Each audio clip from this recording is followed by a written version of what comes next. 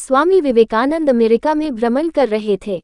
एक जगह से गुजरते हुए उन्होंने पुल पर खड़े कुछ लड़कों को नदी में तैर रहे अंडे के छिलकों पर बंदूक से निशाना लगाते देखा।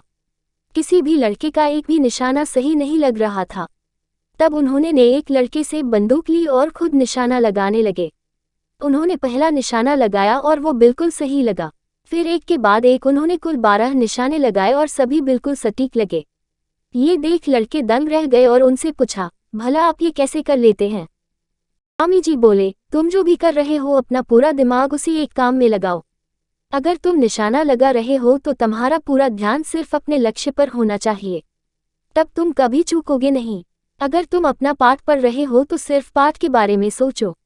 मेरे देश में बच्चों को ये करना सिखाया जाता है। एक बार बनारस में स्वामी जी दुर्गा जी के मंदिर से निकल रहे थे कि तभी वहां मौजूद बहुत सारे बंदरों ने उन्हें घेर लिया।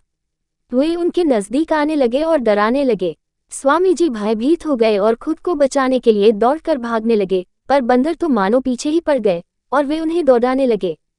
पास खड़ा एक वृद्ध सन्यासी ये सब देख रहा था। उसने स्वामी जी को रोका और बोला, रुको, उनका सामना करो। स्वामी जी तुरंत पलटे और बंदरों की तरफ बढ़ने लगे। ऐसा करते ही सभी बंदर भाग गए। इस घटना से स्वामी जी को एक गंभीर सीख मिली और कई सालों बाद उन्होंने एक संबोधन में कहा भी, यदि तुम कभी किसी चीज से भयभीत हो तो उससे भागो मत, पलटो और सामना करो। स्वामी विवेकानंद प्रारंभ से ही एक मेधावी छात्र थे और सभी उनके व्यक्तित्व और वाणी से प्रभावित रहते थे। जब वो साथी छात्रों से कुछ बताते तो सब मंत्रमुग्ध हो उन्हें सुनते। एक दिन इंटरवल के दौरान वो कक्षा में कुछ मित्रों को कहानी सुना रहे थे। सभी उनकी बातें सुनने में इतने मग्न थे कि उन्हें पता ही नहीं चला कि कब मास्टर जी कक्षा में आए और पढ़ाना शुरू कर दिया।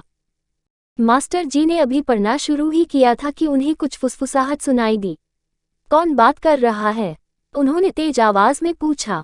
सभी ने स्वामी जी और उनके साथ बैठे छात्रों की तरफ इशारा कर दिया। मास्टर जी तुरंत क्रोधित हो गए। उन्होंने तुरंत उन छात्रों को बुलाया और पाठ से संबंधित एक प्रश्न पूछने लगे। जब कोई भी उत्तर न दे सका तब अंत में मास्टर जी ने स्वामी जी से भी वही प्रश्न किया, पर स्वामी जी तो मानो सब कुछ पहले से ही जानते हो, उन्होंने आसानी से उत्तर दे दिया। ये देख उन्हें यकीन हो गया कि स्वामी जी पाठ पर ध्यान दे रहे थे और बाकी छात्र बातचीत में लगे हुए थे। फिर क्या था, उन्होंने स्वामी जी को छोड़ सभी को बेंच पर खड़े होने की सजा दे दी।